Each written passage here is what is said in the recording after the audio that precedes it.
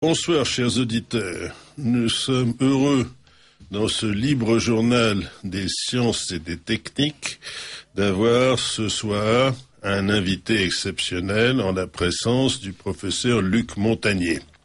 Le professeur Montagnier a un curriculum vitae impressionnant et est en fait, parmi toutes ces, disons, les titres dont il peut faire état, est connu du grand public pour son prix Nobel obtenu en 2008 concernant la découverte du virus du sida qui avait été faite en 1983. Donc c'est une récompense tardive, mais vous avez des quantités et des quantités d'autres titres comme le prix Lasker qui est, à mon avis, vraiment presque un équivalent au Nobel. Vous êtes professeur dans la spécialité de biologie médicale, vous êtes spécialisé dans des recherches essentiellement sur la cellule, sur les virus en oncologie, et vous avez exercé votre carrière essentiellement, je dirais, une grande partie à l'Institut Pasteur et au CNRS. Vous avez été directeur de recherche au CNRS et à l'Institut Pasteur, vous avez dirigé pendant une trentaine d'années, de 72 à 2000, l'unité d'oncologie virale. Ensuite, eh bien, vous êtes passé à l'éméritat en prenant votre retraite, mais le terme retraite n'est pas adapté, c'est-à-dire vous avez changé de fonction et vous êtes devenu professeur à l'université de New York et ensuite vous avez exercé des fonctions de professeur à Shanghai, vous êtes membre de l'Académie de médecine et de l'Académie des sciences. Donc avec un palmarès aussi impressionnant, c'est effectivement, il y a beaucoup de choses que je passe sous silence. Alors, en fait, je dirais que vous avez commencé votre carrière à l'Académie des sciences, la Faculté des sciences de Paris, et vous êtes arrivé ensuite à l'Institut Pasteur plus tardivement. Oui, avec un passage quand même de quelques années à l'Institut Curie, qui est aussi un grand institut de recherche en France sur le cancer. Alors donc, parce que vous êtes entré au CNRS en 1960 et vous avez aussi travaillé en Grande-Bretagne. Vous avez étudié les virus ARN à Charleston dans le laboratoire du professeur Sanders. Enfin bref, vous êtes un homme très mondialisé puisque vous êtes allé dans le monde entier exercer vos talents. Oui, la science n'a pas de frontières. Alors, professeur Montagnier, vous avez beaucoup de choses à nous raconter ce soir. Sur ce libre journal des sciences et des techniques de Radio Courtoisie. En particulier, je voulais citer pour les auditeurs, il y a un livre que je considère comme tout à fait passionnant et qui est vraiment un livre qu'il faut absolument avoir dans sa bibliothèque, c'est votre livre « Les combats de la vie » qui a quasiment le même titre que notre émission ce soir. Et le sous-titre de ce livre, c'est « Mieux que guérir, prévenir ». Ce livre est édité, il y a plusieurs versions. Moi, j'ai celle du livre de poche, il est dans le livre de poche, et vous avez aussi l'édition, sous la forme d'un grand livre édité chez Jean-Claude Lattès. Alors, vous avez aussi un autre livre que je voudrais citer, c'est des textes qui sont dans Lettres aux générations futures. Ceci, c'est dans les éditions de l'UNESCO et c'est publié, si je ne m'abuse, je regarde la date, en 1999. Et à côté de ça, vous avez, 600 publications, 250 articles. Peut-être pas 600, mais enfin quelques centaines. Voilà. Alors donc, vous êtes un éminent spécialiste des choses de la vie, si on peut dire ainsi, et nous avons en particulier des questions que nous allons vous poser parce que vous avez fait des découvertes récentes qui sont absolument remarquables sur, en particulier, des questions pas du tout évidentes, c'est-à-dire, on pourra en parler tout à l'heure, mais sur ce qu'on pourrait appeler la mémoire de l'eau qui avait été initiée par Benveniste. Vous avez des découvertes fracassantes en même temps sur les stress antioxydants et la façon en réalité de se prémunir contre les maladies. Tous les auditeurs seront passionnés parce que vous pourrez leur dire pour prévenir, puisque c'est un peu un des sous-titres de votre ouvrage, et on pourrait commencer peut-être par enterrer tout de suite vos travaux de jeunesse, bien qu'ils intéressent quelques millions de personnes personne aujourd'hui, c'est-à-dire votre découverte avec l'équipe dont vous aviez la direction du virus du sida et disons, tous vos travaux de virologie. Alors, ces travaux de virologie datent des années 1980 et, bien entendu, 1980, c'est il y a 35 ans. Depuis, vous avez fait beaucoup de choses, mais est-ce que vous voulez dire quelques mots de cette époque initiale et très fructueuse de votre carrière, professeur Montagnier? Bien, merci pour tous ces commentaires très élogieux. Pour ce qui est de ma jeunesse, elle a quand même commencé avant le sida. Hein. J'ai commencé très tôt dans la recherche, avec quelques aléas, mais vraiment j'ai mis le pied à l'étrier à l'Institut Curie d'abord, puis ensuite en Angleterre, pour m'intéresser déjà au virus, d'une façon générale, n'est-ce pas? J'ai oublié de citer, quand même, vous avez la première description d'un ARN viral avec le virus de la mosaïque du tabac. Je crois bien, non? Non, c'était un virus de l'encéphalomyocardie de la souris. Enfin, c'est un virus causant une encéphalite chez la souris, qui est un peu un prototype des petits virus qui contiennent de l'ARN. Et à l'époque, on se demandait comment cet ARN se réplique. Et j'ai trouvé assez vite la solution en Angleterre. J'en étais très fier. C'était mon premier haut fait d'armes. Disons, ça, c'était dans les années 60, 63. Et après, bien, je suis venu effectivement à l'Institut Pasteur, toujours passionné par les virus, et surtout les virus pouvant causer le cancer. Et je m'intéressais notamment à ce qu'on appelle des rétrovirus, c'est-à-dire des virus qui naviguent entre l'ARN et l'ADN. L'ARN est dans la particule virale et l'ADN est fait dans les cellules grâce à une enzyme spécifique qu'on appelle la transcriptase inverse. Grande découverte de Thémine et Baltimore en 1970. Et donc, le début de ma recherche à l'Institut Pasteur a été de chercher des rétrovirus analogues dans les cancers humains, n'est-ce pas?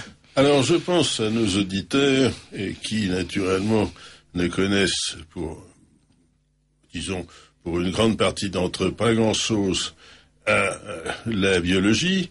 Alors, bien sûr, tout le monde pense savoir ce que c'est qu'un virus, parce que les virus, disons, on les subit tous les jours, avec la grippe, un certain nombre de maladies dites virales. Mais qu'est-ce que c'est qu'un rétrovirus? Alors, moi, je le sais un petit peu, mais peut-être pourriez-vous donner une espèce de description sommaire pour que nos auditeurs puissent un peu avoir une idée de cela. Un rétrovirus, c'est un virus qui a appris à dormir dans les cellules, c'est-à-dire qui se cache parfois à l'état latent dans les chromosomes de la cellule, sans rien faire, sans rien dire, jusqu'au moment où il peut éclater. Et la question était surtout, est-ce que ces rétrovirus donnent le cancer? Je crois que c'est encore une réponse ouverte pour l'instant. Et ce qu'on a trouvé sur le sida, c'est un peu un à côté, si on peut dire, de cette recherche, parce que le virus du sida est un rétrovirus, mais il ne donne pas de cancer, pas directement en tout cas. Alors, nous allons parler bien sûr du sida et des rétrovirus. Et alors, une question qui vous a intéressé, si on passe un peu du coq à l'âne, parce que dans cette émission, nous n'allons pas prendre un plan linéaire, mais si on parle de ce virus qui se cache dans l'ADN, de ce fameux rétrovirus, est-ce que ce n'est pas un peu pour cela qui reste latent et que l'on n'arrive jamais à guérir complètement du sida?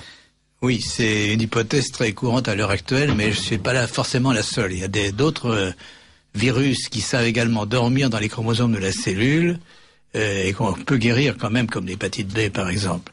Donc c'est pas tout à fait le seul mécanisme qu'on peut envisager, mais enfin effectivement ça favorise beaucoup ce virus de pouvoir dormir dans les lymphocytes, notamment dans les globules blancs, pendant un temps relativement long, sans se manifester. Mais peut-être, en fait, bon, est-ce que je dis, vous allez m'interrompre si c'est absurde, peut-être qu'il y a des virus qui restent endormis dans l'ADN, mais qui, en fait, s'ils s'activent, trouvent devant eux un mécanisme de défense de l'organisme qui empêche qu'ils se dupliquent. Et ce n'est pas le cas pour le sida. Alors effectivement, si on veut être complet sans être trop technique, il faut dire qu'il y a des rétrovirus qui sont endogènes, c'est-à-dire qui sont là depuis des millions d'années dans nos chromosomes. On a à peu près 7% de notre génome total, notre quantité d'ADN totale, qui est composée de rétrovirus. Alors à quoi servent ces rétrovirus? Grosse question, il y en a qui sont favorables, on peut dire, à notre survie, et d'autres au contraire qui peut-être déclenchent notre mort prématurée.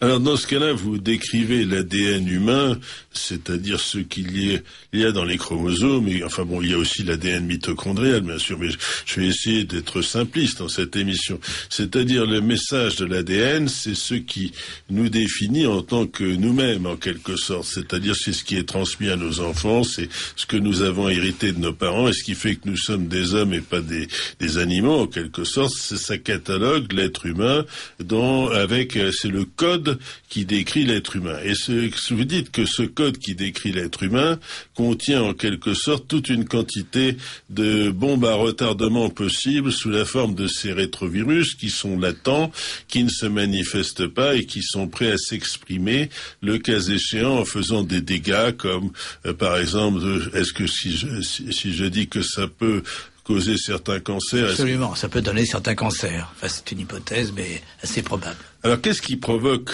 cette espèce d'expression des rétrovirus? Beaucoup de facteurs dans l'environnement, bien entendu, les radiations, le stress oxydant, on va en parler, ce qu'on appelle les radicaux libres. Donc, ceci change l'expression de ces rétrovirus qui, parfois d'ailleurs, ont aussi le rôle de changer la position d'autres gènes. Alors, vous voyez, c'est assez compliqué. Ils sont là, ils peuvent déplacer des gènes, et quand on déplace des gènes, on change totalement leur expression également, même sans mutation. Mais alors, comme ils sont latents dans le génome, comment les observe-t-on en quelque sorte? Eh bien, on les détecte par des méthodes moléculaires, et puis on détecte aussi ce qu'on appelle leur expression, c'est-à-dire quand ils sont exprimés, comme d'autres gènes cellulaires, ils font un ARN messager, ils font des protéines. Alors, en fait, par exemple, vous avez aussi étudié comme un autre virus, qui est le virus du sarcome de Rousse. Alors, le sarcome, c'est un cancer, en quelque sorte. Effectivement, le sarcome de Rousse, c'est un sarcome du poulet, un cancer du poulet. Et c'est le premier virus, d'ailleurs, qui a été isolé à partir d'un cancer d'animal par monsieur Peyton Rousse, c'était un Américain à l'époque. Et ce virus, c'était un prototype, on peut dire, un modèle de l'étude des cancers induits par des virus. C'est un virus, donc, qui induit un cancer, en quelque sorte, qui induit et qui réplique son AGN à l'intérieur de... Alors, il cause un cancer parce qu'il a pris un gène cellulaire. Vous voyez, c'est très compliqué. Ce rétrovirus lui-même n'était pas probablement au départ cancérogène, mais il a attrapé un gène qu'on appelle le gène SARC, justement, qui va donner spécifiquement un cancer chez le poulet. Et alors là, vous arrivez donc en 72, après tous ces travaux extrêmement constructeurs, puisque c'est eux qui, en fait, vous ont donné toutes ces cultures de la virologie. Vous arrivez et vous créez, invité par Jacques Monod, aujourd'hui décédé, mais qui est un prix Nobel également. Jacques Monod a eu son prix Nobel en quelle année?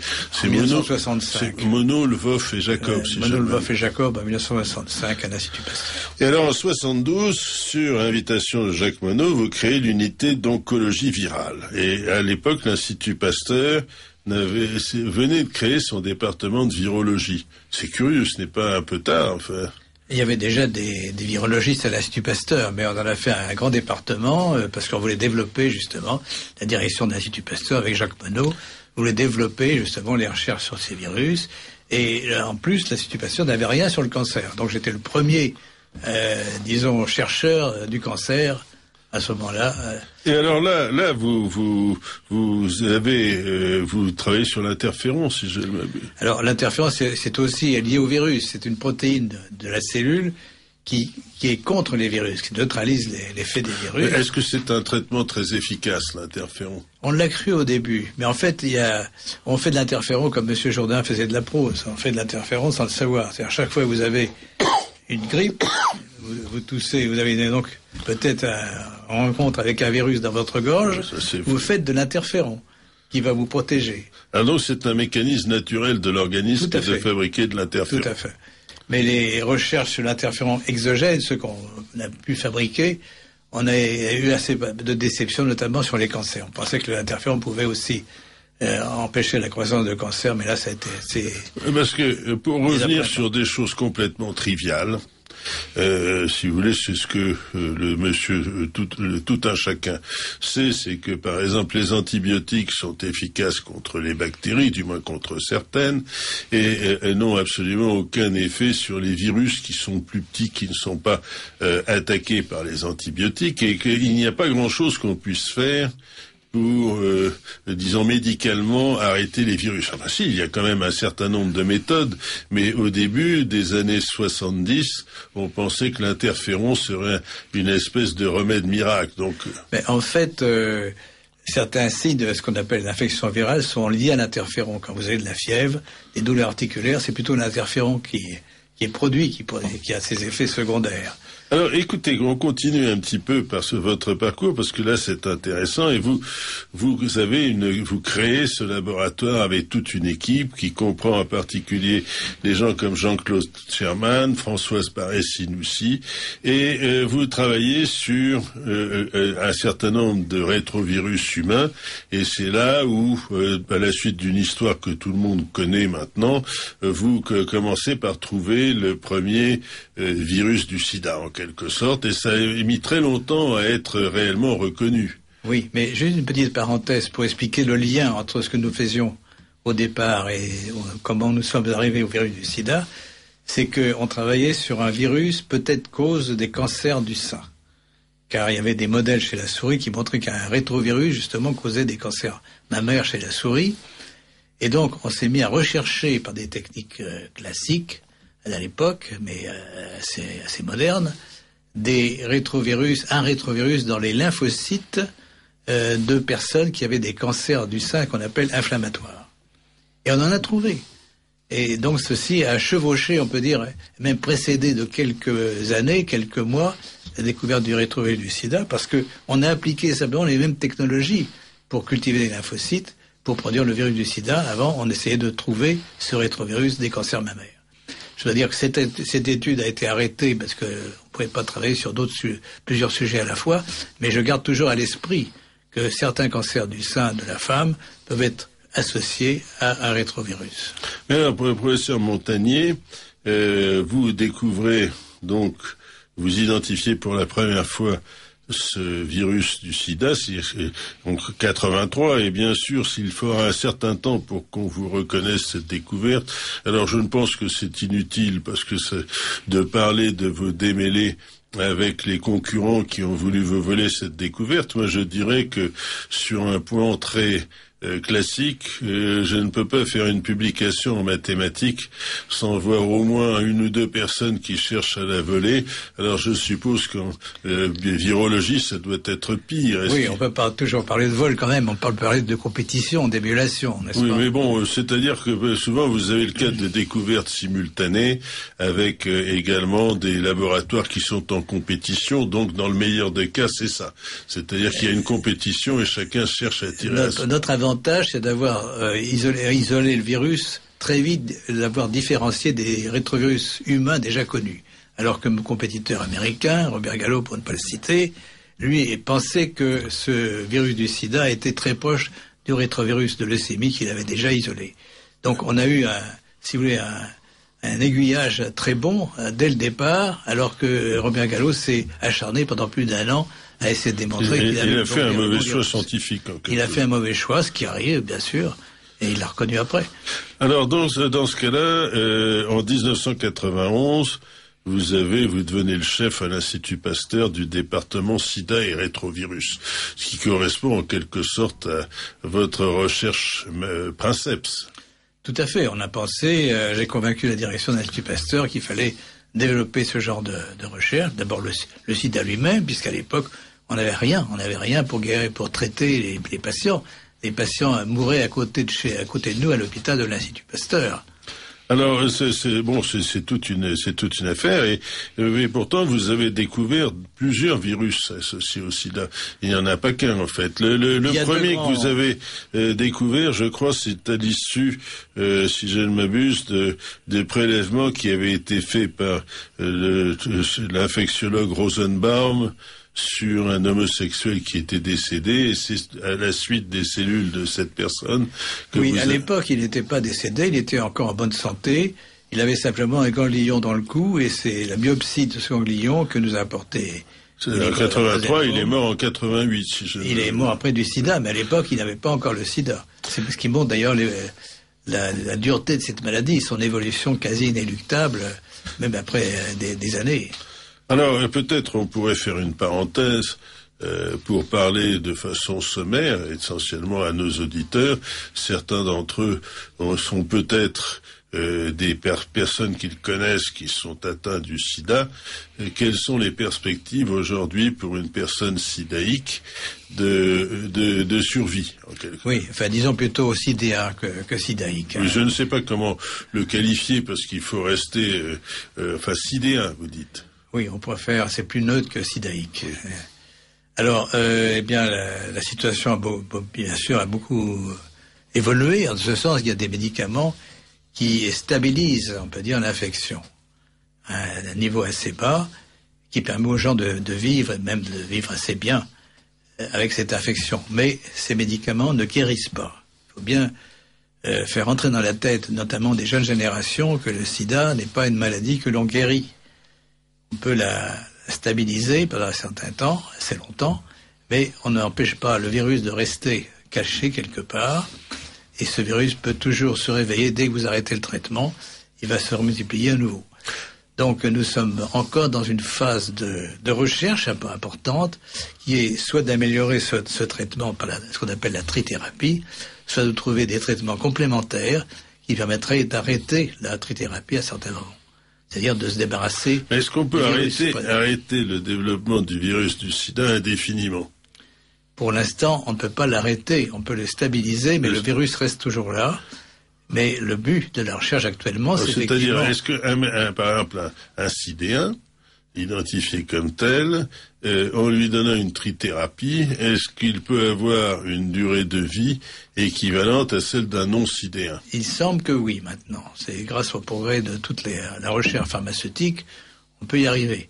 Mais il y a quand même des effets secondaires importants, il y a parfois des intolérances, des gens ne supportent plus ce traitement, ou bien font une maladie, on peut dire, qui est peut-être une conséquence peut-être du traitement, c'est-à-dire la maladie neurodégénérative, un cancer, etc. Donc il y a quand même un risque, une épée de Damoclès toujours au-dessus de ces personnes. C'est pour ça qu'il faut continuer la recherche et se débarrasser au moins fonctionnellement du virus, c'est-à-dire avoir un niveau d'infection virale tel qu'il ne cause plus de dommages. D'ailleurs, cette situation est rencontrée par un certain nombre de personnes déjà affectées, ce qu'on appelle des non-progresseurs. Ils sont infectés par le virus, mais ils ne font pas de maladie. Et c'est une toute petite minorité. Donc le but de la recherche, c'est de transformer cette minorité en une grande majorité.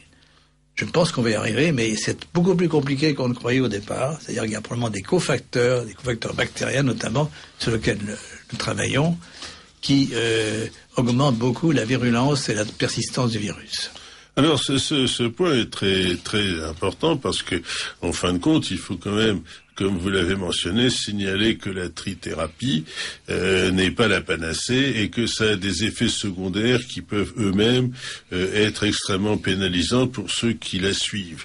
Alors, si je dis ça, c'est qu'on a l'impression qu'aujourd'hui, alors que le sida, tout le monde en parlait à une certaine époque, plus personne ne parle du sida, sauf le jour du SIDAction. Enfin bon, alors qu'en pratique, c'est une épidémie qui continue à se répandre de façon assez solide. Enfin, elle est toujours là, notamment dans les pays d'Afrique. Il faut bien dire que encore beaucoup de patients ne sont pas sous trithérapie, qui devraient être traités par la trithérapie, parce que par manque d'argent, manque de structure.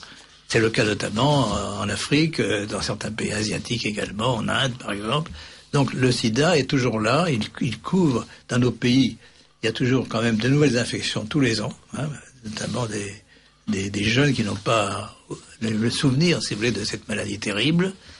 Et donc, c'est pas parce qu'il y a une nouvelle épidémie qui arrive qu'est l'Ebola, il faut oublier le sida. Le sida est toujours là.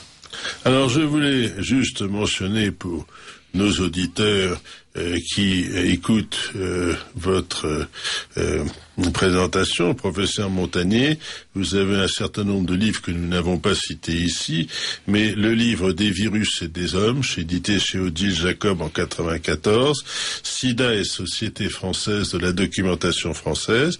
Vous avez le livre écrit avec monsieur Daudel, Le Sida, chez Flammarion en 94, avant que vous ayez écrit ce livre, Le combat de la vie. Il y en a un autre après celui-là qui s'appelle Le Nobel et le Moine, dialogue de notre temps, en 2009. Alors, nous passons à des choses plus récentes. Et alors, une fois que vous avez, disons, développé tous ces travaux sur les rétrovirus, sur le sida, naturellement, vous ne vous êtes pas limité à ceci. Vous avez reçu tout un ensemble de prix, en plus du Nobel qui vous est arrivé tardivement, parce que quand même, il y a un certain délai entre 83 et 2008, vous avez reçu la médaille du CNRS, le prix Lasker et ainsi de suite. Et quelles sont, si vous voulez, vos préoccupations qui ont suivi celle du virus du sida? Quelle a été la direction de vos recherches?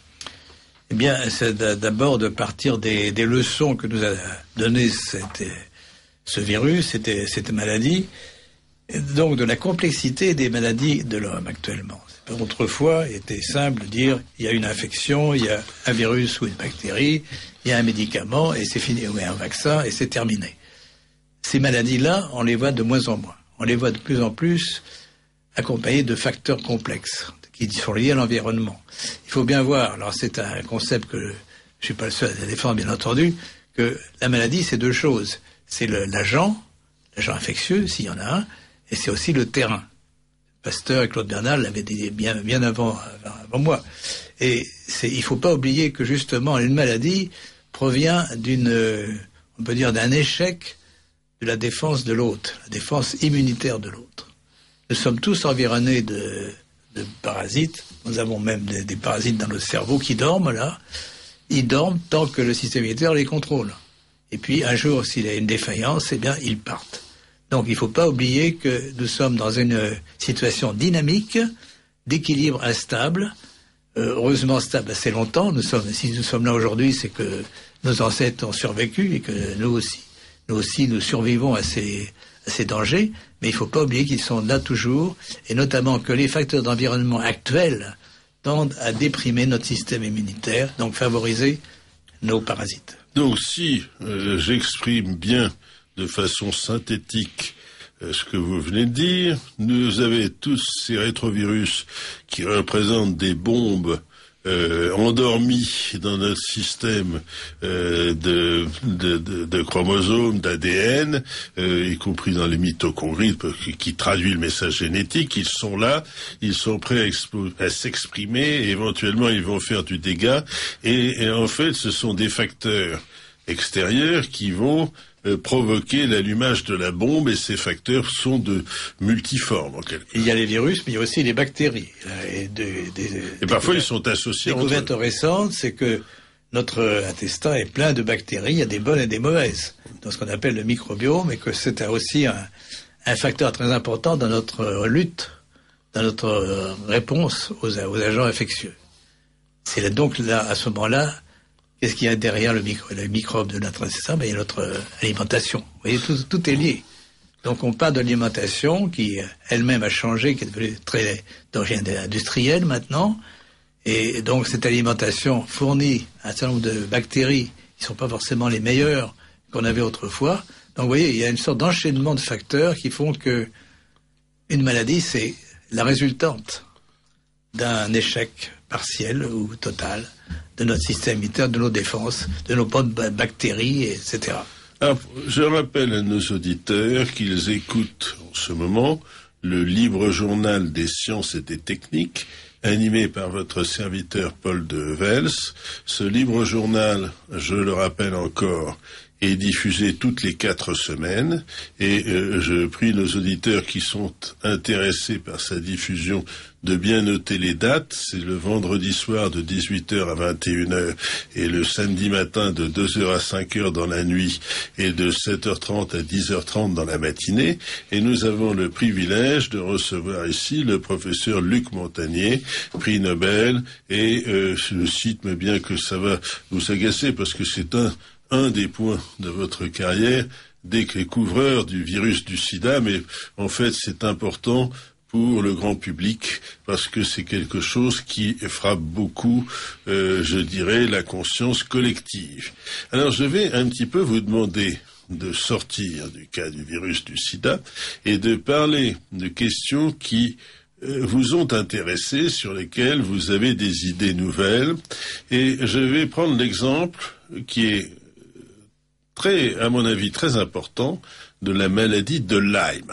Alors, la maladie de Lyme, c'est une maladie qui a été découverte comme telle en Nouvelle-Angleterre, aux États-Unis. C'est la petite ville de Lyme qui a donné son nom, et c'est une maladie qui est transmise par des spirochètes, je crois. Des spirochètes. Des spirochètes, oui. C'est une forme particulière de bactéries et qui sont transmises par les tiques. Les tiques, c'est en général, on voit ça sur les chiens le plus souvent parce que c'est eux qui les attrapent, mais il est possible, très facile, de se faire piquer par des tiques.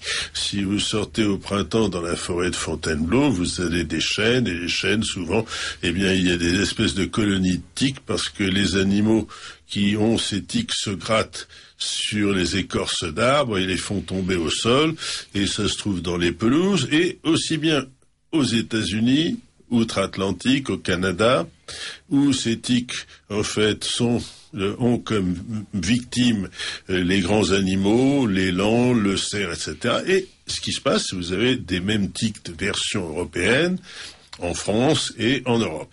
Et lorsque ces tiques piquent quelqu'un, elles ont de bonnes chances de lui transmettre ces fameuses spirochètes.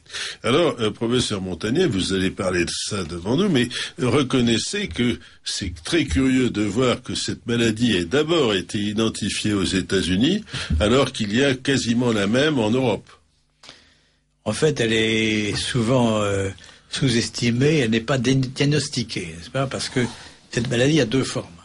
Il y a une forme, on peut dire, d'infection aiguë, on voit des traces de la piqûre, on traite par 3 semaines d'antibiotiques et tout s'arrête.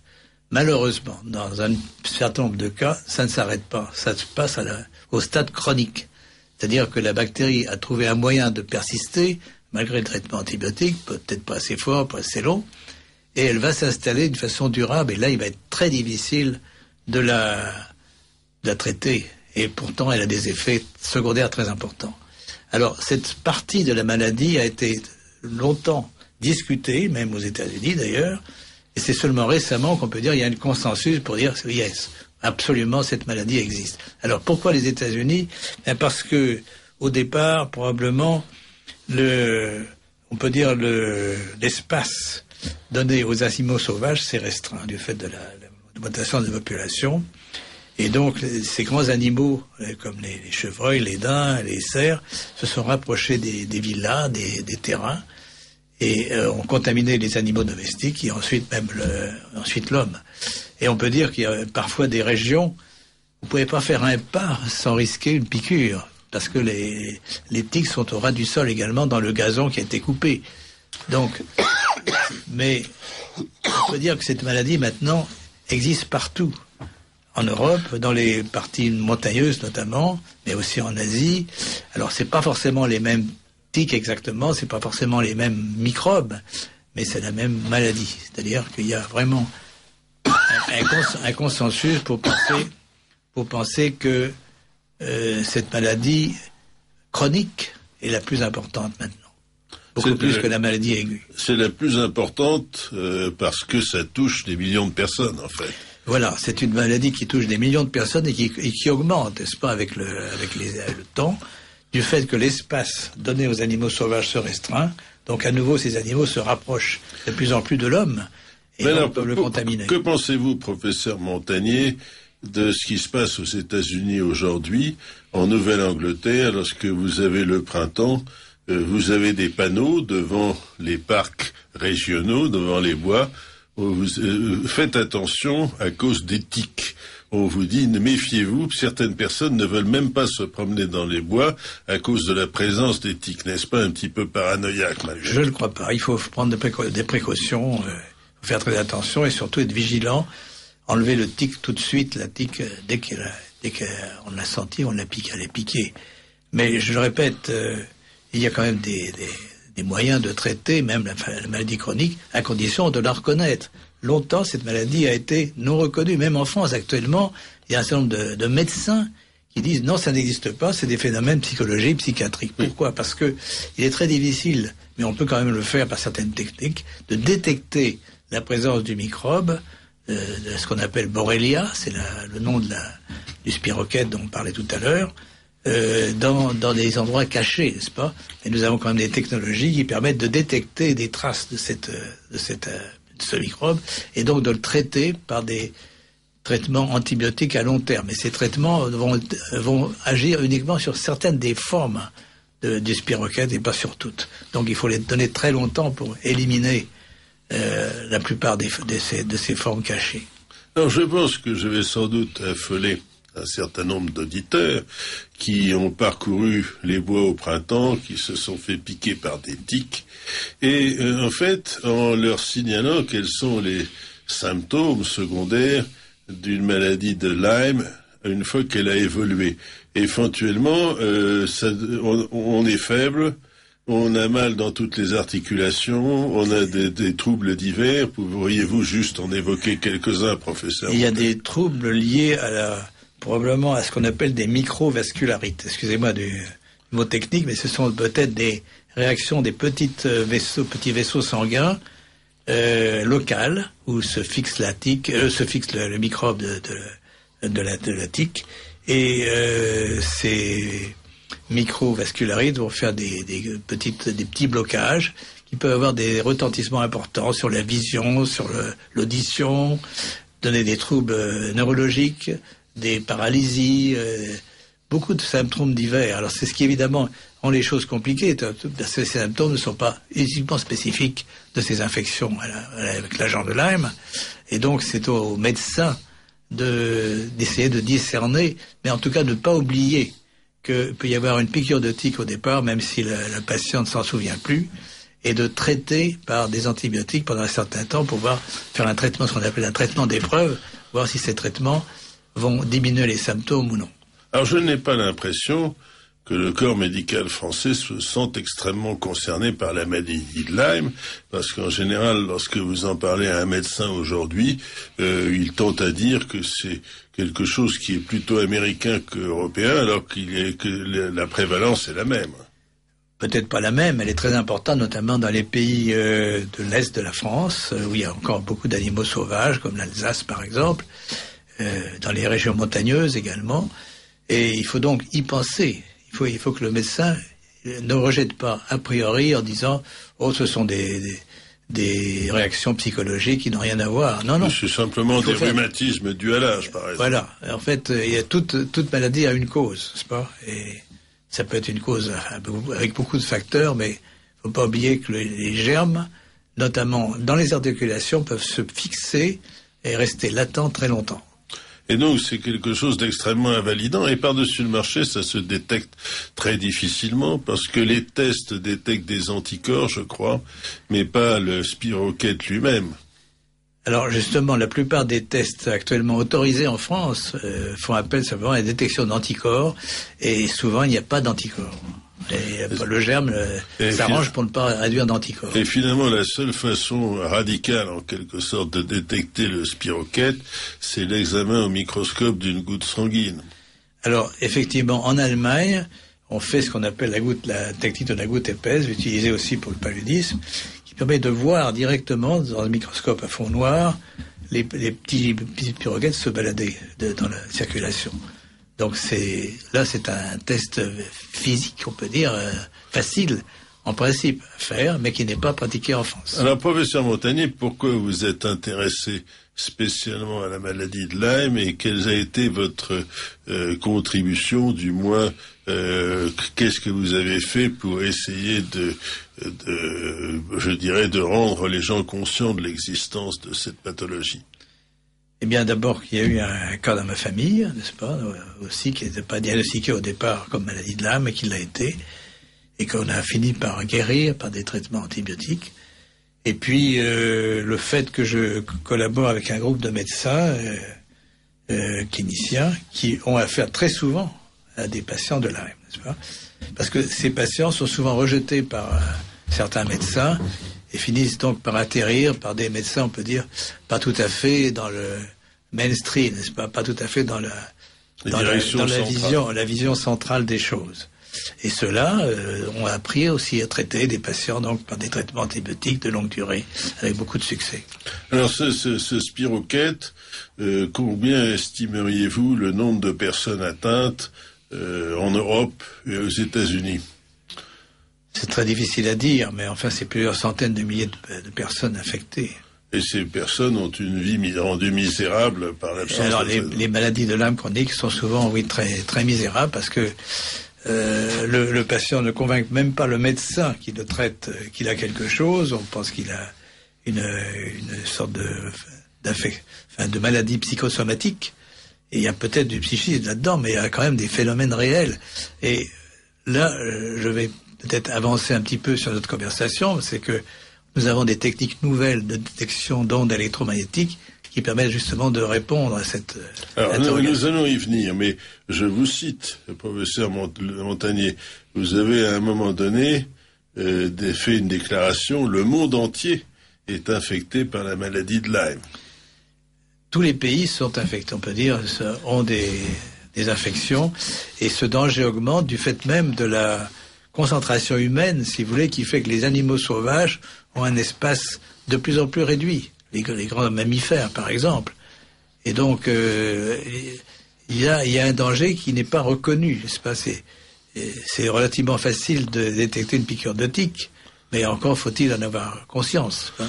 Alors, professeur Montagnier, je voudrais que vous parliez maintenant un petit peu d'une question qui a causé une controverse, et je l'associe en quelque sorte à la maladie de Lyme, pour une raison que vous allez voir certainement tout à l'heure, c'est que les deux, semble-t-il, pourraient être soignés de façon intelligente par une prise prolongée d'antibiotiques.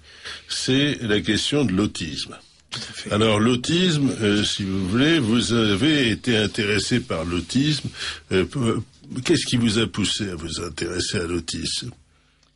Eh bien, également, c'est ce groupe de médecins qui traitaient la maladie de Lyme et qui aussi avaient souvent affaire à des enfants autistes.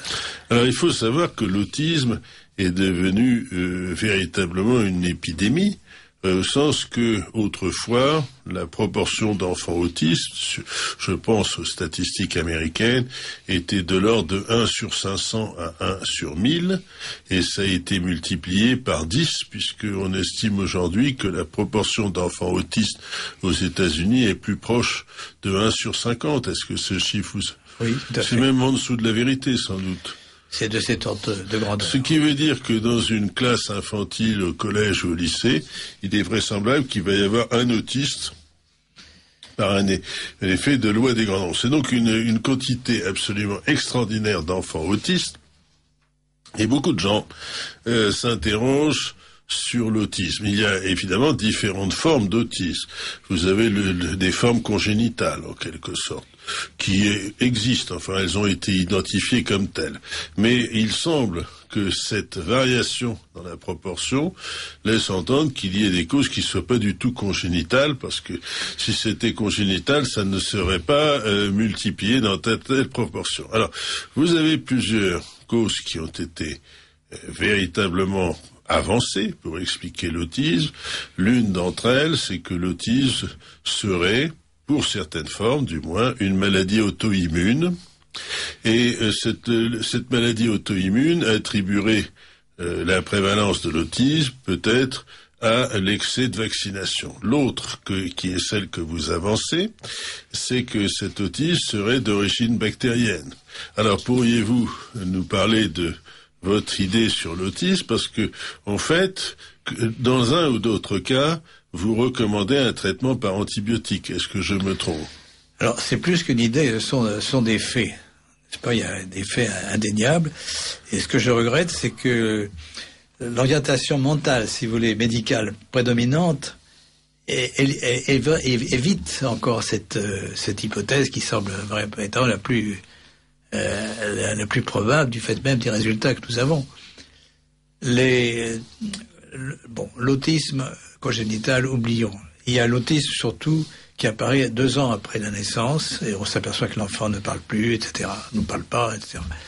Mais il peut toucher des enfants plus grands, même des adultes, et c'est une maladie considérée comme incurable. Alors, là aussi, n'est-ce pas, il y a le problème de quand on appelle maladie auto-immune, c'est souvent par ignorance, parce qu'on ne sait pas les causes, n'est-ce pas. Maladie auto-immune, le système immunitaire est fait pour réagir contre des choses extérieures à nous-mêmes. S'il réagit contre une chose intérieure, c'est qu'elle est présente aussi, cette chose extérieure, à l'intérieur de notre organisme. Et dans le cas de l'autisme, c'est pas notre travail, c'est notamment un travail du groupe de l'Université Columbia à New York.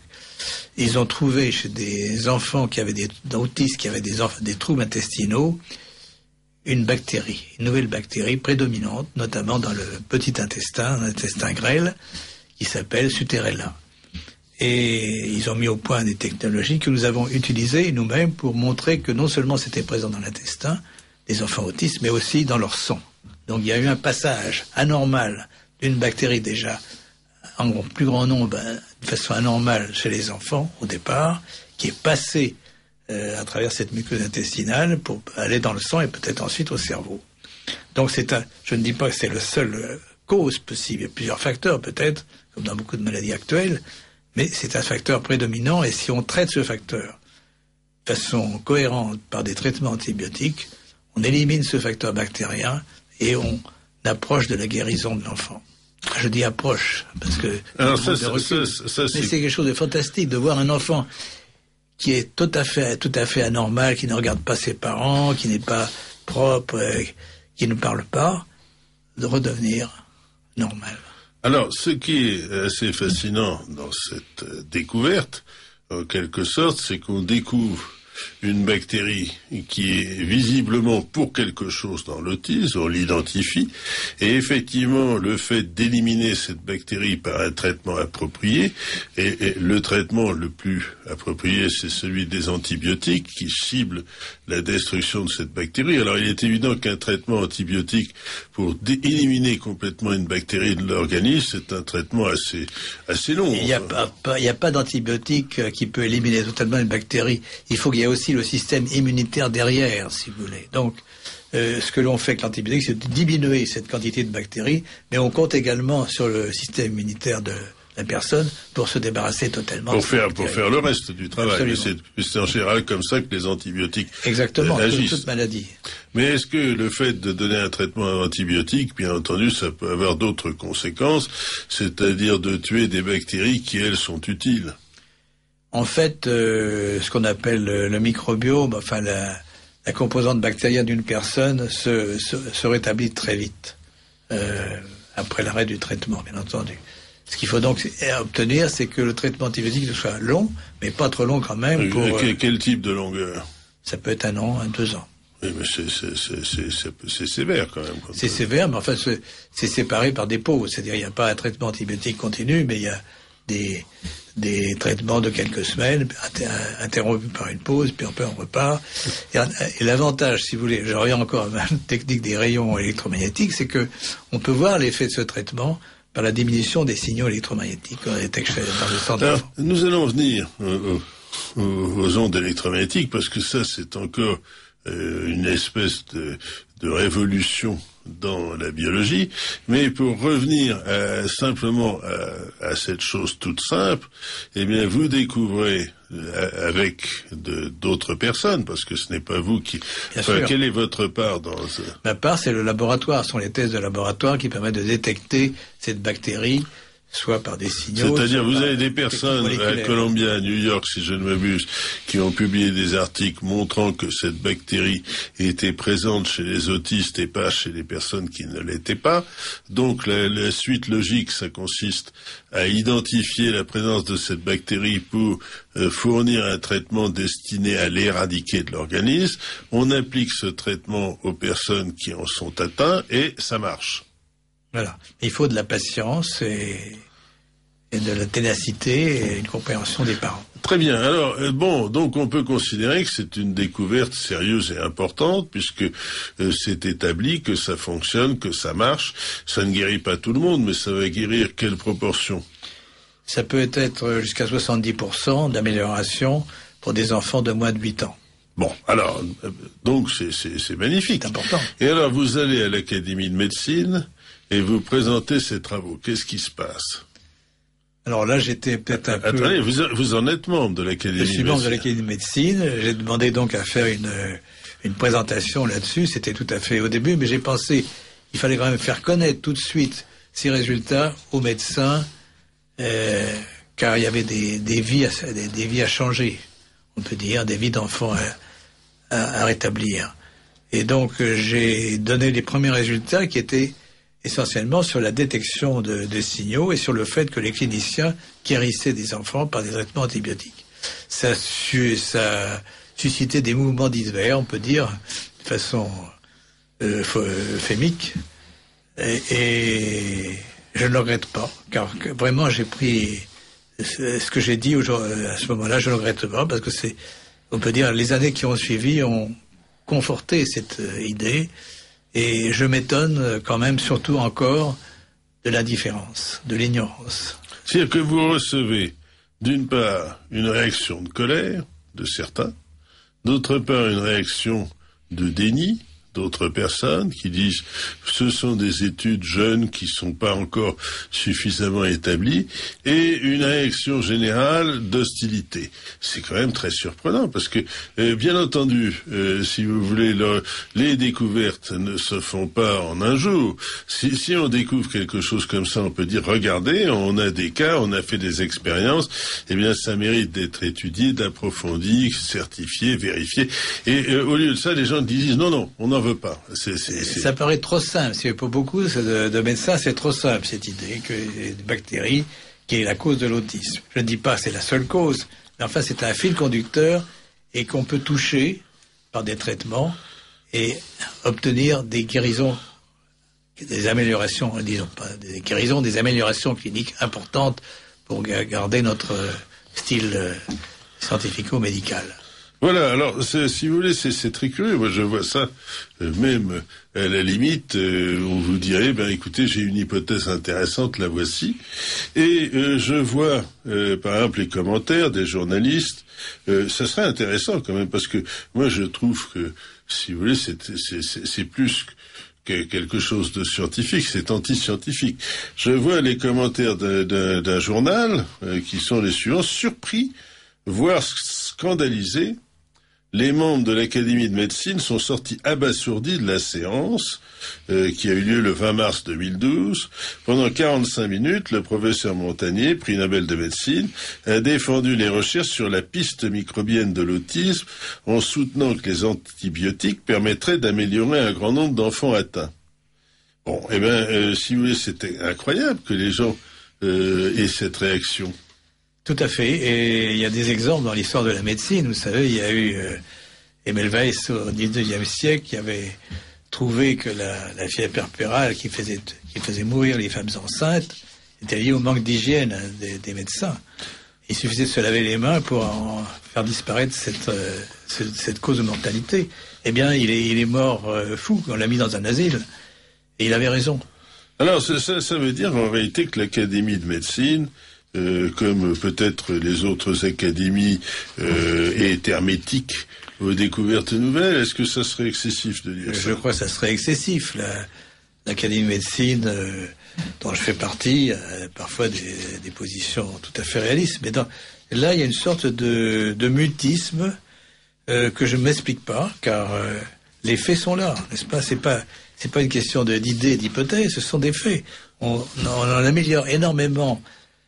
Moi, je vois des exemples très concrets. Je suis pas praticien, mais j'ai quand même contact avec des parents, des jeunes enfants, et ces parents sont émerveillés quand ils voient l'effet du traitement. Alors, ce qui se passe, en gros, voilà deux maladies qui touchent un très grand nombre de personnes, qui sont extrêmement handicapées, c'est-à-dire la maladie de Lyme d'une part et l'autisme. Et dans les deux cas, vous montrez, sur des exemples, sur des travaux qui sont les vôtres et des travaux étrangers, que la prise prolongée de certains antibiotiques permettrait pour la maladie de Lyme de l'arrêter ou de faire en sorte que les syndromes de rhumatisme articulaire aigu qui s'associent à cette maladie disparaissent.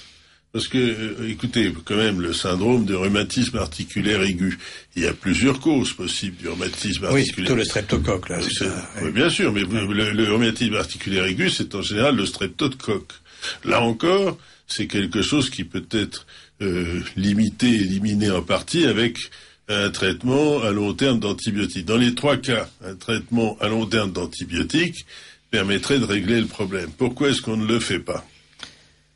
D'abord aussi, parce qu'il y a un dogme qui traîne partout. Si vous traitez par des antibiotiques, vous allez induire des résistances. On ne se rend pas compte que notre monde alimentaire est rempli d'antibiotiques, n'est-ce pas? Les animaux qu'on mange, les animaux d'élevage, le porc, les poulets, ne peuvent vivre le temps de leur courte vie qu'en présence d'antibiotiques. Donc les antibiotiques sont en utilisation énorme au niveau agroalimentaire. Et pour ce qui est des infections humaines, c'est surtout dans les hôpitaux que ces résistances apparaissent, pas? Parce que il y a aussi des fautes d'hygiène qui existent. Et donc on entretient ces souches résistantes. Mais je répète, si vous avez une bactérie en petite quantité, c'est le cas de la maladie de Lyme, c'est le cas aussi probablement de l'autisme, et vous mettez beaucoup d'antibiotiques, vous n'aurez pas de résistance. Vous allez les éliminer, et il n'y aura pas de résistance. D'autre part, si vous voyez une résistance, vous avez d'autres armes, on a d'autres antibiotiques. Il y a enfin, on obtient maintenant une recherche pharmaceutique pour trouver de nouveaux antibiotiques. Donc, on va trouver de nouvelles armes. Donc, c'est pas parce que on a eu des résistances qu'il faut se passer Mais professeur Montagnier, vous reconnaîtrez quand même que ce monde est absolument contradictoire, puisque en fait, disons-le tout net, il ne peut y avoir des élevages intensifs de volailles, il ne peut y avoir des élevages intensifs de porcs, de toutes sortes d'animaux, qu'à condition que ces pauvres bêtes soient bourrées d'antibiotiques, souvent par piqûre. On citait un éleveur porcin qui constatait que entre le moment où le porc est élevé, il arrive dans l'assiette, il a reçu 30 piqûres. Bon, c'est quelque chose. Mais je ne parle pas des volailles. Donc, il est impossible aujourd'hui à un éleveur de volailles de ne pas utiliser d'antibiotiques, parce que s'il ne le fait pas dans les conditions où sont élevés ces animaux, ils meurent tous. Donc, c'est une obligation. Et ces antibiotiques vont naturellement rester dans les organismes correspondants, dans les œufs, dans le lait, dans toutes sortes de choses. Et à la fin, qu'est-ce qui va se passer? Eh bien, nous avalons certains antibiotiques sans le savoir. Et ensuite, après, lorsque vous allez voir le médecin, vous dites, docteur, bon, je soupçonne que j'ai la maladie de Lyme, je soupçonne ceci, je soupçonne ça, on n'arrive pas à le trouver, c'est un enfant qui est autiste, et il va vous dire, attendez, je ne veux pas vous prescrire d'antibiotiques, parce que ça risquerait éventuellement, dans certaines circonstances, de créer une accoutumance. Ça veut dire qu'il y aurait des microbes qui s'habitueraient aux antibiotiques, et à ce moment-là, si ces microbes se développent, eh bien, ils pourraient poser un problème d'épidémie. Mais de qui se moque-t-on? effectivement, c'est une question ou c'est une affirmation que vous faites? Non, mais c'est une question. Je crois que, d'abord, impossible n'est pas français. Hein. Donc, impossible de remplacer les antibiotiques, ça n'est pas vrai. On peut toujours trouver d'autres méthodes, et j'en connais, qui permettraient d'élever des porcs sans antibiotiques. Mais ça coûterait plus cher. Ah, ça c'est une autre question. Le prix dépend de la diffusion de la technique. Les antibiotiques coûtaient cher au début, maintenant on les produit en masse, etc. Mais d'autres moyens biologiques peuvent remplacer les antibiotiques. Ils seront peut-être plus chers au départ, mais finalement ils seront moins chers quand ils seront très diffusés. Donc impossible n'est pas le bon. Deuxièmement, il faut que certains dogmes disparaissent. Le dogme d'un traitement antibiotique court et pas un traitement antibiotique long. Effectivement, actuellement, les médecins avec lesquels nous travaillons sont en but à la sécurité sociale, parce que ça augmente les dépenses, bien que les antibiotiques soient pas chers maintenant. Et puis aussi le fait que l'ordre des médecins lui-même s'oppose à ce genre de traitement. Donc il y a une ignorance assez catastrophique. Un médecin qui va décider d'innover en quelque sorte en prescrivant des antibiotiques sur une période prolongée, par exemple pour soigner un enfant autiste ou par exemple pour soigner quelqu'un qu'il a identifié atteint par le spirochète de la maladie de Lyme, eh bien va se faire taper sur les doigts par l'ordre des médecins et l'assurance maladie. Tout à fait. Alors c'est quand même hallucinant, parce que quelle est la responsabilité du médecin? Le médecin, si vous voulez, peut normalement est tenu d'appliquer toujours les mêmes traitements aux mêmes personnes, selon les mêmes règles, selon le même protocole, ou est-ce qu'il peut réellement le médecin classique, disons, avait une liberté de prescription magistrale, et d'adapter ce qu'il connaît au malade, primum non nocere, ne pas nuire, n'est-ce pas? Essayer d'améliorer la situation du patient. C'est son but principal. Actuellement, on voit une sorte de fonctionnalisation de la médecine qui est très dangereuse, puisque les médecins ont de moins en moins de liberté d'agir. Il faut qu'ils agissent sur un protocole très précis, et il ne faut pas en sortir, sinon on leur tape sur les doigts, comme vous dites. Mais néanmoins, professeur Montagnier, vous avez, à une certaine époque de votre carrière, dit qu'il était possible que les vaccins aient également une origine, c'est également à l'origine de certaines formes d'autisme. Vous avez abandonné cette piste ou vous la conservez encore comme une piste secondaire? C'est-à-dire que, en fait, si je comprends bien, le fait de soigner les enfants atteints par autisme par antibiotiques permet d'en guérir une certaine proportion. Ça veut dire que ce n'est pas une panacée non plus. Alors il y a peut-être d'autres causes. Il y a peut-être d'autres causes, ou bien notre traitement n'est pas tout à fait adapté, car il est toujours très difficile, effectivement, de réduire une population microbienne par des antibiotiques seuls, n'est-ce pas? Il faut peut-être d'autres agents. D'ailleurs, les traitements que l'on utilise actuellement sont plus complexes. C'est simplifié en disant ils utilisent des antibiotiques. Il y a quand même d'autres produits qui sont ajoutés également, des antiparasitaires, des antimycosiques, etc. Donc, c'est effectivement, on prend conscience que la personne qui est atteinte a un système immunitaire déficient, donc elle laisse la porte entrée à beaucoup de germes. Et donc, il ne faut pas seulement traiter des microbes intestinaux, bien entendu. Alors, si je vous demande de vous rapprocher un tout petit peu du micro, si ça vous est possible. Mais ceci étant, je rappelle à nos auditeurs qu'ils écoutent le libre journal des sciences et des techniques, où nous avons le privilège ce soir de recevoir le professeur Luc Montagnier, prix Nobel, et des découvreurs dans son équipe du virus du sida. Alors, professeur Montagnier, est-ce que les choses ne sont, le scénario suivant a-t-il une certaine forme de crédibilité? Lorsque on assimile un trop grand nombre de vaccins aux enfants, on déséquilibre leur système immunitaire, surtout lorsque celui-ci n'est pas bien formé, puisque ça met un certain nombre d'années à trouver une forme d'équilibre. En particulier, les très jeunes enfants n'ont pas un système immunitaire complètement stabilisé.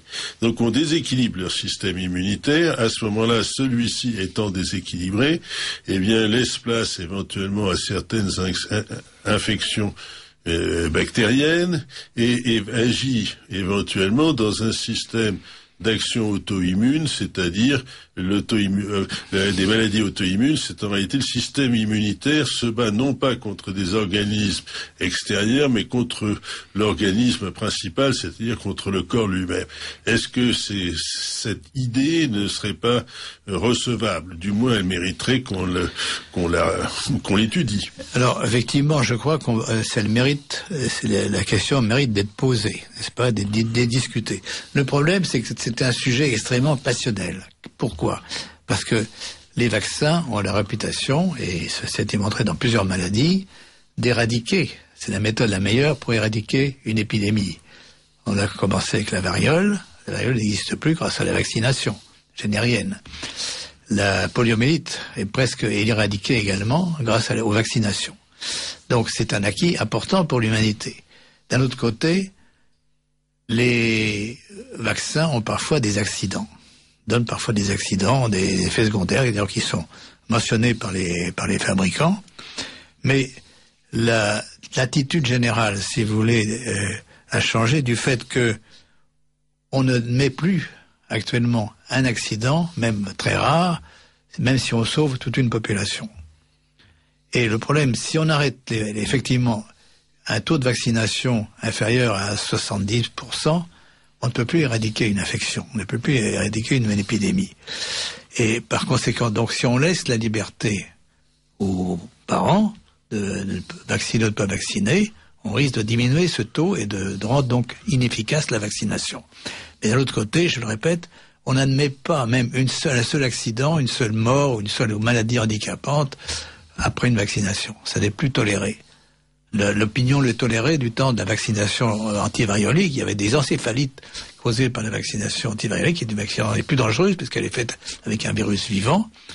Eh bien, maintenant, on ne tolère plus. C'est pour ça d'ailleurs qu'on a, dès que la variole a disparu, on s'est dépêché d'arrêter la vaccination à cause de ces dangers.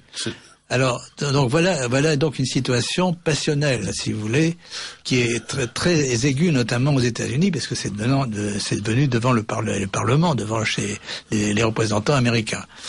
Mais elle va se traduire aussi, elle va se diffuser en France. Beaucoup de parents maintenant ont peur des vaccinations. Alors, quelle est ma position là-dedans? Je ne pense pas que les vaccins sont eux-mêmes la cause, si vous voulez, de l'autisme ou d'autres maladies handicapantes, mais ce sont peuvent être des facteurs déclenchants. Donc il faut connaître les causes de ces facteurs de déclenchants et les éviter. C'est la prévention. Il faut vacciner, mais en connaissance de cause, de prévention pour éviter ces accidents. Et par exemple, c'est très simple. Il ne faut pas vacciner un enfant qui est en période d'inflammation de son système immunitaire, c'est-à-dire qu'il a une infection intercurrente. C'est facile au pédiatre de voir si l'enfant tousse, est enrhumé ou pas. C'est pas, il ne faut pas le vacciner s'il est enrhumé. C'est exact, mais néanmoins, vous avez, si vous voulez, c'est très difficile de savoir si un vaccin est efficace ou pas, dans la mesure où il faudrait faire une expérimentation comparée avec une population auquel on administre le facteur pathologique et on regarde si les vaccinés résistent mieux que les non vaccinés. Et donc, en général, on ne le fait pas et on pratique la vaccination selon, en quelque sorte, un dogme. Mais il y a l'exemple en particulier de l'Allemagne et des Pays-Bas, où la vaccination n'est pas obligatoire et il me semble qu'ils n'ont pas d'une prévalence des maladies pire que la nôtre. Alors, dans ce cas-là, la solution ne serait-elle pas de laisser la liberté aux parents d'assumer le risque vaccinal, parce que le risque vaccinal existe. Et vous avez des vaccins comme l'hépatite B qui ont été connus pour provoquer des séquelles graves dans une proportion non négligeable des vaccinés. Alors le problème, c'est que les vaccins ont changé, que le système immunitaire des vaccinés a changé également et que les germes ont également changé. Alors pourquoi les vaccins ont changé? Parce qu'on les fait maintenant de plus en plus purs. On les fait par exemple à partir de protéines d'hydrocombinantes, c'est fabriquées par des bactéries très purifiées, et ces protéines sont moins vaccinantes qu'autrefois, qui étaient inclus dans des sortes de soupes non purifiées. Alors, dans ces cas-là, qu'est-ce qu'on fait? On ajoute des adjuvants. Alors, c'est les adjuvants eux-mêmes qui peuvent être cause d'une inflammation immunitaire préjudiciable. C'est pas le vaccin, mais c'est l'adjuvant. C'est cela, mais en fait, moi je parle de vaccin, je suis d'accord avec vous, c'est-à-dire que le principe vaccinal peut très bien avoir une certaine forme de bénéfice, sauf que en général, pour simplifier, ça ne prend pas beaucoup, et il faut arriver pour que ça prenne, enfin j'utilise un vocabulaire très primitif, mais que les auditeurs comprendront, à le doper en utilisant ces fameux adjuvants. Alors ces adjuvants, c'est les sels d'aluminium, c'est le squalène, et c'est bien entendu cela qui provoque des accidents secondaires. Le squalène, je simplifie, professeur Montagnier, vous m'excuserez parce que à la radio on ne peut pas rentrer dans des détails très techniques, mais le squalène est quelque chose qui augmente la sensibilité de l'organisme et provoque, semble-t-il, dans certains cas, des allergies.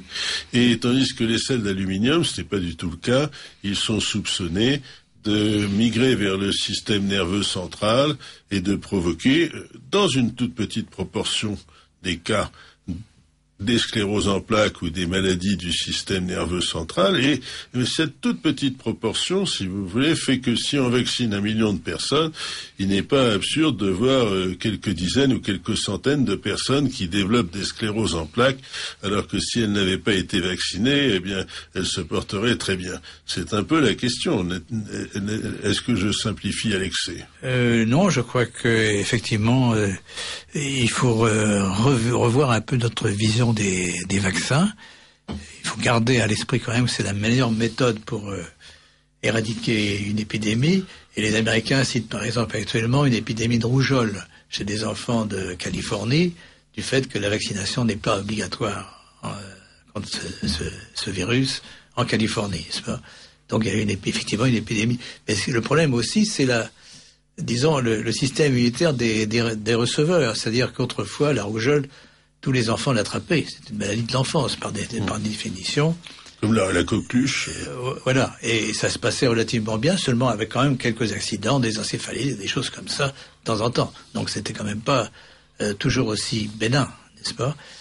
Mais on n'admet plus maintenant qu'un vaccin lui-même puisse causer quelque chose qui ressemble beaucoup trop à une maladie handicapante. Ça, c'est clair. C'est clair, mais la rougeole, par exemple, eh bien, c'est clair que le vaccin contre la rougeole va protéger les enfants contre la rougeole, mais par contre, on lui reproche de perdre son efficacité au bout de quelques années, ce qui fait qu'il y a des adultes qui attrapent la rougeole, et c'est beaucoup plus grave lorsqu'un adulte attrape la rougeole lorsque c'est un enfant, parce qu'en particulier, ça peut provoquer une stérilité. Alors, selon, si vous voulez, certains Américains, on pourrait les appeler, comment dit-on, des contestataires, les gens les appellent des fondamentalistes, enfin, par exemple, c'est quelque chose qui se fait sur la côte est des États-Unis. Lorsqu'un enfant attrape la rougeole, on fait une espèce de gigantesque fête, on invite tous les enfants en espérant qu'ils vont l'attraper de façon à les immuniser par la suite. C'est totalement excessif, mais néanmoins, on peut se poser la question s'il ne vaut pas mieux avoir la rougeole en tant que maladie ou risquer un accident grave lorsqu'on est adulte. Oui, ce qui est le plus important, c'est le plus grave, c'est la perte de confiance, si vous voulez, dans les vaccinations. Et ceci est favorisé par, on peut dire, des déclarations récentes. Il y a eu un membre du Centre des maladies infectieuses américain, le CDC, qui a reconnu avoir falsifié des résultats obtenus en 2002, qui montraient qu'il y avait une sorte d'association entre l'autisme et les populations afro-américaines et la vaccination. Et donc, c'est ça qui est le plus grave, n'est-ce pas? Je crois que si on veut restaurer une confiance dans les vaccinations, qui sont quand même un facteur positif de santé publique, il faut rétablir la confiance. Et pour ça, il faut effectivement reconnaître d'une façon franche qu'il y a des accidents, il faut savoir pourquoi, faire de la recherche. Moi, je pense qu'il faut monter toute une recherche, dépenser quelques milliards d'euros, de dollars là-dessus, pour savoir quels sont les facteurs favorisant ces accidents en cas de vaccination. Alors, je pense que votre attitude vis-à-vis des vaccins est tout à fait elle paraîtra raisonnable à tout le monde, mais pour le moment, il y a effectivement aussi des possibles conflits d'intérêts, et je ne parle pas de la France, je pense aux États-Unis, où en particulier vous avez des pressions qui sont faites pour vacciner à l'excès. Et je pense à un certain nombre de vaccins qui ont été administrés sans utilité réelle. Alors, de ce point, si vous voulez, l'idée de faire une recherche vaccinale me paraît tout à fait pertinente, mais par contre, on pourrait aussi se poser la question de savoir qui assume les risques. Et en particulier, on voudrait naturellement que l'État qui oblige les gens à se faire vacciner n'assument pas nécessairement les risques. Or, pratiquement ce qui se passe, comme vous l'aviez mentionné dans une entrevue qu'on avait eue tout à l'heure, eh bien, c'est que aux États-Unis, c'est l'État qui est responsable des accidents, mais pas les entreprises qui fabriquent les vaccins. Exactement. Il y a une loi qui permet cela. Alors ça veut dire que véritablement, il y a aussi du business dans l'affaire, si j'ose dire. Bien sûr, bien sûr. Alors donc ça rend la chose suspecte, et je pense, pour simplifier, il faudrait que l'on traite les gens en adultes en leur disant, ben voilà, à moins qu'il y ait un problème sanitaire extrêmement grave qui menace la population, eh bien on vous donne le choix de vous faire vacciner ou pas, en vous laissant peser disons la balance entre le risque qui existe toujours et le bénéfice qui peut être considéré comme existant également. Je répète, si on permet cette liberté, il est très possible donc que le taux de vaccination soit trop faible pour permettre une protection d'une épidémie quelconque, que ce soit la diphtérie. Mais c'est le cas en Allemagne. C'est le cas en Allemagne. Il y a une liberté totale. Alors, ça a l'air de se passer très bien. Est-ce que les Français sont plus irresponsables que les Allemands ? D'aucuns l'avancent, mais pour des questions qui sont plutôt financières que vaccinales. Enfin, mais bon, je vais revenir sur professeur Montagnier, sur tous vos travaux, et là-dessus, nous arrivons peu à peu à un certain nombre de points clés de votre carrière, c'est-à-dire les recherches récentes qui vous ont intéressé. Alors, je rappelle à nos auditeurs qu'ils écoutent le Libre Journal des Sciences et des Techniques, et nous recevons ce soir le professeur Luc Montagnier. Alors, nous avons, si vous voulez, alors bon, je citerai que, si vous voulez, toutes les questions dont nous avons parlé sont extrêmement chaudes, en quelque sorte. Parce que, par exemple, je cite la revue médicale suisse, qui fait tout un article, Autisme et antibiotiques, l'affaire Montagnier. Moi, si vraiment j'étais médecin, je dirais la conjecture Montagnier, ou si vous voulez, pour l'hypothèse que ce sont effectivement des bactéries.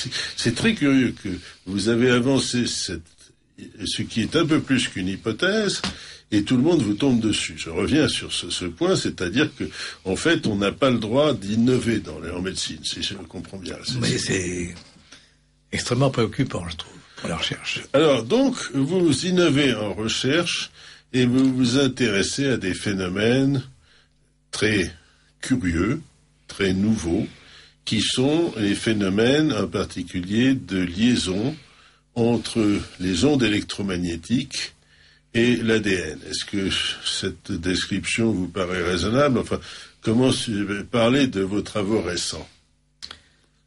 Alors effectivement, là, je remue, enfin, nous remuons, parce que je ne suis pas tout seul quand même, des bases fondamentales de la biologie, et même de la physique.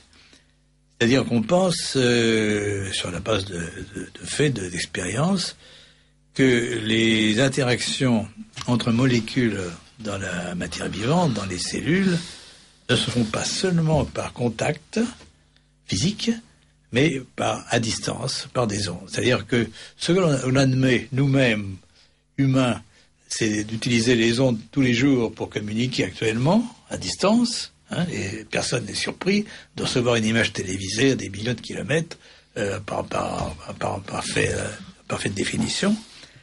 On n'admet pas pour les systèmes vivants. Et c'est quelque chose qui est resté, je pense, qui a ses racines dans la biochimie classique, si on peut dire, parce qu'effectivement, on voit un certain nombre de réactions. Même pour l'ADN, d'ailleurs. Pour l'ADN, on a une double hélice, et qui est formé de deux chaînes qui s'enroulent l'une vers l'autre, et qui est maintenue par des plans de molécules, qui sont des sortes de plateaux, et qui interagissent par ce qu'on appelle des liaisons hydrogènes, c'est-à-dire des liaisons assez fortes, et en tout cas de faible distance. Alors là, on touche donc alors à quelque chose qui dépasse l'entendement pour beaucoup de biologistes et beaucoup de physiciens, et pourtant qui sont basés sur le fait qu'il y a à la fois des ondes et des molécules d'eau qui sont modifiées par ces ondes. Alors là, on va parler carrément de la mémoire de l'eau. Oui, mais pour revenir à tout cela, je voudrais introduire peu à peu nos auditeurs à cette idée. C'est que, prenons l'exemple, vous vous êtes intéressé au cancer du cerveau. Alors, ce cancer du cerveau est quelque chose de mortel, en quelque sorte. Oui, c'est un cancer très grave. Alors, ce cancer du cerveau apparaît, en quelque sorte, chez des gens qui sont exposés à des ondes électromagnétiques. Pas seulement ou pas forcément, c'est-à-dire qu'on suppose, n'est-ce pas, on n'a pas vraiment beaucoup de cas, simplement effectivement l'utilisation abusive d'un téléphone portable près de l'oreille induit ce qu'on appelle les effets thermiques, et donc un chauffage de cellules du cerveau qui aboutit à un cancer. Mais c'est une question ouverte. C'est une question ouverte pour l'instant. C'est le glioblastome. Le glioblastome est un des plus rares, mais il y a le neuroblastome également. Enfin, il y a un certain nombre de cancers qui peuvent être peut-être associés à cette utilisation abusive des ondes. Alors, professeur Montagnier, eh bien, on sait quand même identifier l'origine de ces cancers, parce que lorsque vous avez des gens qui téléphonent avec un portable, ils utilisent toujours la même oreille. Et comme par hasard, lorsqu'ils attrapent un glioblastome, c'est du côté où ils téléphonent. Donc ça peut être quand même un indicateur précis pour montrer que le glioblastome est provoqué par l'oreillette. Mais c'est là où je voudrais un peu vous interpeller sur ces questions d'ondes électromagnétiques. C'est-à-dire, vous venez de dire que ces cancers étaient induits par le fait qu'il y avait un chauffage des cellules à cause des ondes électromagnétiques. Mais si vous voulez, prenons un exemple. Si vous allez au soleil, par exemple, vous sortez à Marrakech en plein mois d'août, ça va chauffer. Par exemple, vous allez en plein hiver sur une piste de neige et vous ne mettez pas de bonnet au soleil, ça va chauffer encore plus, paradoxalement. Alors que c'est pas chauffer, c'est la pénétration de l'énergie des rayons. Si vous voulez, nous sommes entourés. Oui, mais est-ce que si vous voulez, cette énergie des rayons ne pourrait pas être due simplement aux rayons eux-mêmes plus qu'à la chaleur absorbée? C'est une question ouverte, effectivement, qu'il y a d'autres effets que les effets thermiques. Parce qu'il y a la question de la fréquence. Alors la fréquence, c'est intéressant de voir que les ondes qui ont des fréquences extrêmement élevées pénètrent peu. Parce que, en fait, une barrière très faible les arrête. Alors que des ondes qui ont une basse fréquence passent à travers l'organisme très facilement. Alors, nous allons étudier cette question dans quelques minutes, parce que je pense que nous arrivons là, au cœur de vos recherches récentes, professeur Montagnier, et nous avons donc parlé des débuts de votre carrière, où il y aura encore beaucoup de choses à dire, mais nous gardons pour la deuxième partie de notre émission les choses qui sont les plus intéressantes, parce que ce sont les plus modernes. Alors, je vous remercie pour cette première partie d'émission et nous donnons rendez-vous à nos auditeurs dans quelques minutes après la coupure technique.